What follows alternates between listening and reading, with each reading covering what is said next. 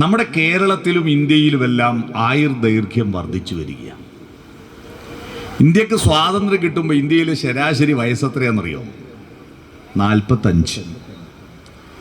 100 വരെ ജീവിക്കുന്ന ആളും അന്നുണ്ട്. പക്ഷേ കുറേ കൊച്ചു കുട്ടികൾ മരിച്ചു പോകുന്നത് കൊണ്ട് അതുകൂടി കണക്ക് കൂട്ടിയാൽ ശരാശരി 45 വയസ്സാണ് ആയുർദൈർഘ്യം. അതിപ്പോൾ 75ആയി. വാർദ്ധക്യത്തിൻ്റെ പ്രായപരിധിയൊക്കെ മാറ്റിയത് നിങ്ങൾ അറിഞ്ഞില്ലേ?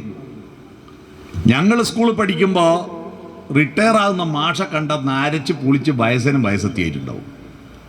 ഇപ്പം റിട്ടയർ ആകാൻ പോകുന്ന മാഷന്മാരെയും ടീച്ചറെയും നോക്കിയിട്ട് ഒന്ന് മാട്രിമോണിയൽ കൊടുത്താൽ 100 കണക്കിന് പ്രപ്പോസൽ വരും. അങ്ങനത്തെ ചെറുപ്പക്കാരാണ് അവർ. യൗവനം എന്ന് പറയുന്നത് ഇപ്പോൾ 60 വയസ്സ് വരെയായി. മധ്യവയസ്കരാരാണ്? 60 മുതൽ 75 വരെ മധ്യവയസ്കരാണ്.